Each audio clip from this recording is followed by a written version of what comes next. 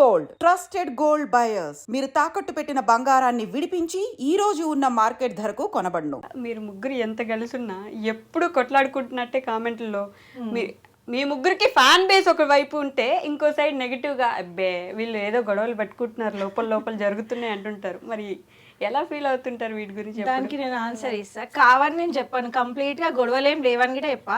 అట్లా అని చెప్పి ఫుల్ కొట్లాడుకుని ఏదో గుద్దుకున్నట్టు కదా, సింపుల్ చిన్న చిన్న ఇంట్లో ఉంటాయి కదా, అట్లాంటి మిస్అండర్స్టాండింగ్స్ మాకు కూడా ఉంటాయి. మళ్ళీ అంతే జల్దీ కొట్లాడుకుంటాం, అంతే జల్దీ కలిసిపోతారు. చిన్న చిన్న కొట్లాడలు అంటే దేనికి? చాక్లెట్లు బిస్కెట్లు జస్ట్ అట్లా టైం పాస్ కాక అట్లా మేము ఫైటింగ్ చేసుకుంటాం, మళ్ళీ ఒక గంట తర్వాత కలిసిపోతాం. అంటే కొట్లాటలు గిట్ట కాదు, అదే జస్ట్ మిస్అండర్స్టాండింగ్స్, చిన్న చిన్న మిస్అండర్స్టాండింగ్. అవి అయితేనే ఇంకా బాండింగ్ అనేది ఇంకా స్టిక్ అవుతుంది. కాబట్టి అప్పుడప్పుడు అట్లా కావాలా డిష్ తాకండి. అంతేనా? దిష్టి తాగుతుందా? కాదు శైలి గారు, వీళ్ళిద్దరు అంటే చాలా ఇయర్స్ నుంచి బాండ్ పెంచేసుకున్నారు. మీరు రీసెంట్గా ఒక 3 సంవత్సరాలు ఏమో అవుతున్నట్టుంది దగ్గర. సో మీకేమైనా వీళ్ళిద్దరు కావాలని కొంచెం దూరం పెడుతున్నట్టు ఏమైనా అనిపిస్తుంది? ఎప్పుడు ఏం లేదు, ముగ్గురం ఒకటే లాగా. పర్లేదు, వీళ్ళిద్దరు కొంచెం చూడరు నిజం చెప్పండి. ఏం లేదు, చెప్పు శైలు. లేదు అట్లా ఏం ఉండము కూడా. ఇప్పుడు ఈ రోజు నార్మల్ గా ఇంటర్వ్యూ అనుకున్నాం, సడన్లీ ఫిక్స్ చేసినాం. నేను ఇప్పుడు వాళ్ళకి 1 hour ముందే చెప్పిన, 4:30కి చెప్పిన పోయేది ఉందే రెడీ అండి అని. అసలు ఏడికక్క అసలు ఎందుకని రెడీ అండి అని చెప్పిన, అంతే కథం రెడీ అయిపోయి వచ్చేసి. ఇక్కడికి వచ్చినాక తెలిసింది వీళ్ళకి బి ఉందని చెప్పేసి. అంత అండర్స్టాండింగ్ ఉంటది మాది. జనాలు అనుకునేటోళ్ళు అనుకున్నా కూడా. అయినా మనకి 99% బ్యాడ్ కామెంట్స్ కానీ నెగిటివ్ కామెంట్స్ రావు. 1% ఎవరో ఇక ఉంటారు కదా, కొంచెం వాళ్ళకి మసాలా రుద్దుతనే, కొంచెం గొడవలు పెడితేనే కొంచెం హ్యాపీగా ఉంటది కామెంట్స్ వల్ల. సో అట్లాంటి వాళ్ళకి మనం ఆన్సర్ ఇవ్వాల్సిన అవసరం గిట్ట లేదు.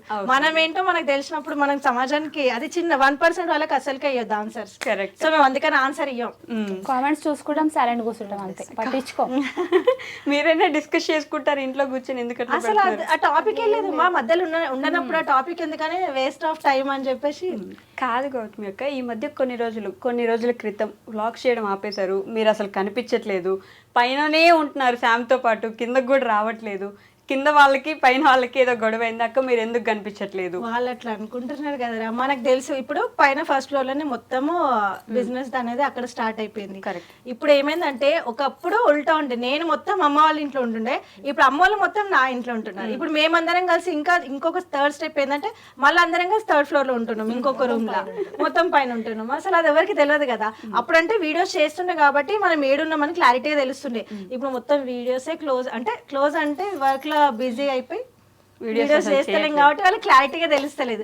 డైలీ వ్లాగ్స్ చేస్తుంటే వాళ్ళకి తెలుస్తుంది మనం ఏందనేది, తెలుస్తలేదు కాబట్టి వాళ్ళకి మిస్అండర్స్టాండింగ్స్, కామెంట్స్, అంతే. సో మరి ఎందుకు చేయట్లేదు వీడియోస్? మరి ఎంత బిజినెస్ లో బిజీ అయితే మాత్రం వీడియోస్ చేయరా? ఫ్యాన్స్ ఎంతో మంది పాపం వెయిట్ చేస్తున్నారు. ఇప్పుడే మర్చిపోయినా మేము వస్తే టైం. ఇప్పుడు ఇంత పెద్ద అంటే నార్మల్ ఇది ఒక మనకి పెద్ద మూమెంట్. ఎందుకంటే ఫస్ట్ ఇంటర్వ్యూ నీతోటే స్టార్ట్ చేసినాం కాబట్టి. ఇంతకు ముందుకు ఎంతో మంది అడుగుతున్నారు ఇప్పటికి గిట. ఇప్పుడు మస్తు మంది కోపమే వస్తుంది నా మీద, ఇన్ని ఇంటర్వ్యూలు అడుగుతున్నా ఇస్తలు అంటే. ఇప్పుడు ఇట నీ కోసం టైం తీసుకొని మరీ వచ్చిన. ఇంటి దగ్గర నాకు ఇంతంత పని ఉంది, మా ముగ్గురికి అన్ని వదిలిపెట్టుకొని నీ కోసం అని వచ్చినాం. Thank you so much. ఎప్పుడు అదొక ఫ్యామిలీ లా అనిపిస్తారు, అందుకే నా కోసం ఎప్పుడు అడిగినా. ఫస్ట్ నాకు ఇష్టమైన అంటే ఉమెన్ ఎంపవర్మెంట్ లో నేను చూసింది నిన్న అనమాట. అంటే నాకు ఫస్ట్ మెసేజ్ చేసినప్పుడు, సో నేను మళ్ళీ నీకు రిపీట్ గా రావాలనిపించింది, అందుకని వచ్చేసిన. ఓకే శైలు గారు, మీరు అసలు మాట్లాడరని ఎప్పుడు ఇదంటే క్వశ్చన్ ఒకటి ఉంటుంది. పెళ్ళప్పుడు తర్వాత కొంచెం సిగ్గు నుంచి ఇప్పుడు చిన్న బాబు కూడా వచ్చాడు కదా, ఎలా అనిపించింది ఆ డెలివరీ ప్రాసెస్ అంతా? లేకపోతే హాస్పిటల్ కానీ అప్పుడు వీళ్ళు ఎలా చూసుకున్నారు? చాలా బాగా చూసుకున్నారు. ఎప్పుడైనా ఇది ఒక్కటే శైలు గారు ఆన్సర్, చాలా బాగా చూసుకుంటారు, చాలా మంచిగా ఉంటారు, అసలు ఏమన్నారు? స్క్రిప్ట్ ఇంటికాడ రాసుకోవచ్చు. మీరు ముందే ఇట్లా చూసుకున్నారు, మా మదర్ వాళ్ళగానే చూసుకున్నారు, సేమ్ ఇంకా మంచిగా చూసుకున్నారు. అంతే అయిపోయింది చూడండి. సింపుల్ గా అసలు ప్రాసెస్ ఏం జరిగింది ఏం చెప్పరు, మంచిగా చూసుకున్నారు, బాగా చూసుకున్నారు, ఏమన్నారు బాగా చూసుకుంటారు, ఇంతే కదా. అలా చూసుకుంటారు కాబట్టి కదా చెప్తున్నాను. ఇంకా క్లారిటీ ఇస్తే బాగుంటదేమో. అప్పుడు అసలు ఎలా చూసుకున్నారు మీరంతా? అంటే ఒక రోజులో ఇప్పుడు ఒక గంటలో అయిపోయే పని కాదు కదా, ముందు నుంచే ప్రిపరేషన్స్ లో ఉండాలి, వీళ్ళందరూ దగ్గర ఉండాలి అన్ని. అంటే మొత్తం ఇక్కడే ఉండిపోయాను నేను, ఇంటికి పోలేదు. ఎందుకని చెప్పు, అదేం ప్రాబ్లం? మా మదర్ ఒకతే ఉంటది అనమాట, అతను జాబ్ చేసుకుంటది. అక్కడ ఎవరు ఉన్నారు కాబట్టి ఇక్కడే, అత్తమ్మ వాళ్ళందరూ ఉంటారు కాబట్టి ఇక్కడే ఉన్నారు. శివ గారు చాలా బాగా చూసుకున్నాడు. అంటే శివ ఎట్లా చూసుకున్నాడు అనేది క్లారిటీ. కాదు, నేను అడిగిన క్వశ్చన్కి నేనే ఆన్సర్ చెప్పాలా? శివ గారు ఎలా చేసుకున్నారు? మిమ్మల్ని పక్కన కూర్చోబెట్టి బెడ్ మీద పడుకోబెట్టేసి ఆయనే పేషెంట్ లాగా ఫీల్ అయిపోయి బెడ్ మీద ఉండి ఆ రోజు ఇవన్నీ చేస్తున్నారు. మీకు గుర్తు కూడా లేదా? లేదు అది అంత పెద్ద ఐడియా లేదు ఆమెకి. ఆమె పెయిన్స్ తోటి ఉంది కదా అప్పుడు. వీడియో గిట్ట చూడలేమనుకుంటా రిపీటెడ్ గా.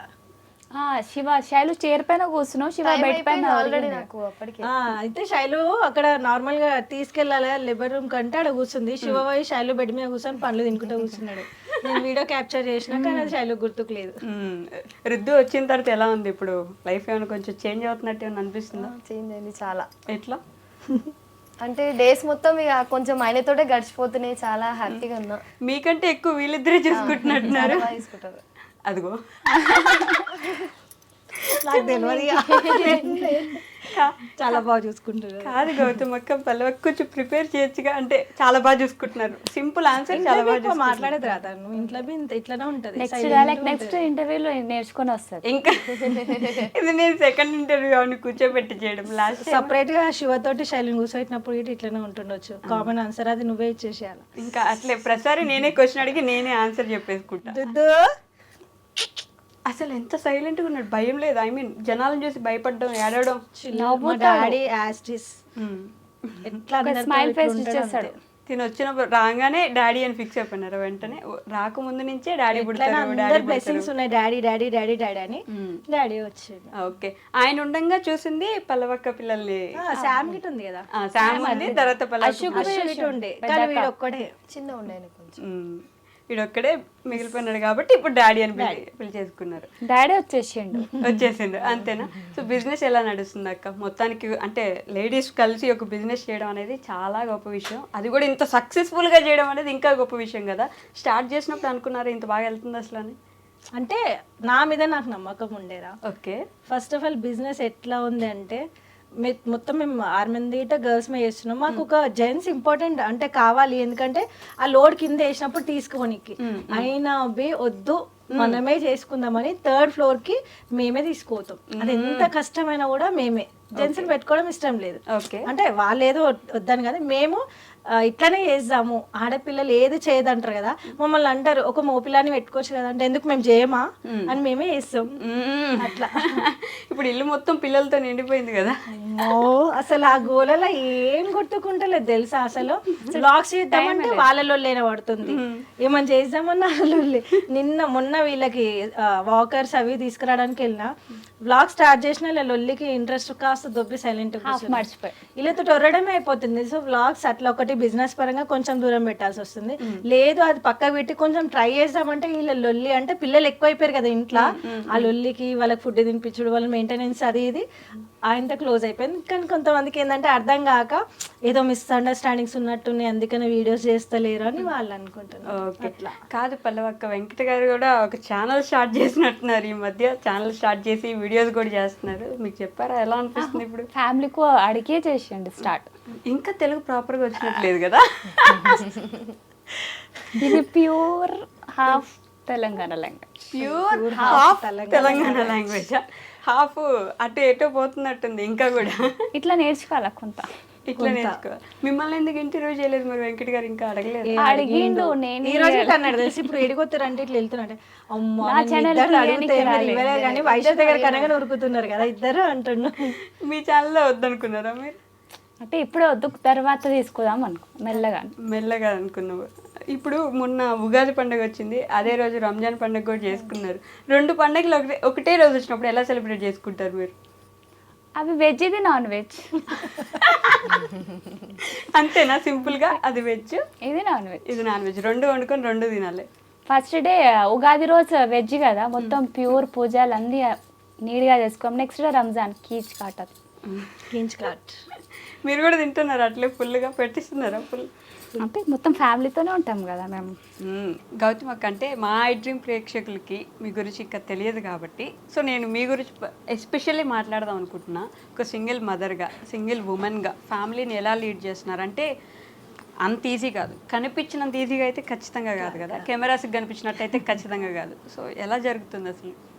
ఎట్లా అంటే నిజంగా చెప్తున్నది ఒకప్పుడు నీకు చెప్పినా మళ్ళీ చెప్తున్నా, అది అంత జోక్ కాదు, అంత ఈజీ కూడా కాదు సింగిల్గా అన్ని హ్యాండిల్ చేయాలంటే. బట్ నా ఫ్యామిలీ సపోర్ట్ ఉంది కదా నాకు, అండ్ అంతే గట్స్ గిట్ ఉన్నాయి నాకు. ఎవరైతే నన్ను ఇన్సల్ట్ చేసిరో, ఎవరైతే నన్ను తక్కువ చూపు చూసిరో, ఎవరైతే నన్ను నీతోటి ఏది కాదు పో అన్నారో, సో వాళ్ళకి నేను అంతా చూపించాలనుకున్నా. సో మేబీ చూపిస్తున్నా అనుకుంటున్నా, ఇంకా చూపించాల్సింది చాలా ఉందని కూడా చెప్తున్నా. లిటరల్లీ మాస్ వార్నింగ్ లాగా అనిపించింది. అదే అదే అది అర్థమయ్యేటోళ్ళకి అర్థమైపోతుంది. ఓకే, ఇప్పుడు కొంచెం ఈజీ ఎందుకంటే స్టార్టింగ్ లో బాగా కష్టంగా ఉండేది చాలా. నేను ఇప్పుడు చెప్తున్నా కదా, లిటరల్లీ అదే ఇంట్లో నేను 500 కోసం గిట్ట నేను ఏడ్చిన రోజులు ఉన్నాయి. అదే ఇంట్లో నేను నైట్ కూర్చొని లాక్డౌన్కి ముందు నైట్ కూర్చొని ఏం వర్క్ రాదు, బయటకు వెళ్ళడం ఇష్టం లేదు, పాప ఉంది, బయటకు వెళ్తే ఎవరు ఎట్లా హ్యాండిల్ చేస్తారో మనని చెప్పేసి ఆ ఇంట్లోనే కూర్చొని చీర కొంగులు అంటారు కదా, చీర ముళ్ళు. స్టార్టింగ్ మా అక్క టైలర్ షాప్ ఉండే కదా, తను అన్నది నీకు బయటకు పోవడం ఇష్టం లేదంటున్నావు కదా, మరి ఇవి చేస్తావా అంటే నాకు రాదు. నేను అదే యూట్యూబ్లో చూసి ఆ చీర కొంగులు ఎట్లా చూసి 300 రూపీస్ ఒక్క శారీకి వేస్తే 2 days వేస్తుండే నైట్. అది కూడా మా శామ్ పాప మేల్కుంటే వాళ్ళ చీర మీద ఏమైనా ఆయిల్ పౌడర్ వేస్తుంది, ఏదైనా చిన్నపిల్లలు కదా, సో ఆమె నైట్ 10 o'clock పడుకోబెట్టి నైట్ 2 o'clock దాకా 2 days వేస్తే 300 రూపీస్ వస్తుండే అదే ఇంట్లో. ఇప్పుడు అదే ఇంట్లో నేను ఇంత బిజినెస్ చూస్తున్నా, 500 ఒక్క లోడ్ కోసం చూసిన దాన్ని ఇంత చూస్తున్నా ఇప్పుడు. సో అది ఇప్పుడు ఫ్యామిలీ ఎంత సపోర్ట్ చేసినా సరే, మీరు వెళ్ళి అమ్మ నాకు ఇప్పుడు ఒక 1000 రూపాయలు కావాలను, అమ్మ నాకు ఇట్లా ఇది డబ్బులు కావాలి, పాప కోసం ఇది కొనాలనుకుంటున్నా, అప్పుడు అంత ఈజీగా వాళ్ళు ఇవ్వాలనే సిచ్యువేషన్ లో ఉన్నా మీరు అడిగే సిచ్యువేషన్ లో వెంటనే ఉండరు. అడిగేదాన్ని కాదు, ఎలా ఫేస్ చేసేవాళ్ళు అలాంటి సిచ్యువేషన్? అడ్జస్ట్ చేసుకుంటా. అప్పటి నుంచి నా అంత స్టేజ్ లో ఉన్నా నాకు వచ్చిన 500,000 రూపీస్ లోనే అడ్జస్ట్ చేసుకునేదాన్ని. నెలకి తిప్పి కొడితే నాకు మొత్తం అంతా ఆల్ ఓవర్ మొత్తం మగ్గం వర్క్స్ కానీ చీర కొంగులు అన్ని వేసుకున్న 5,000 కన్నా ఎక్కువ రాకపోతుండే.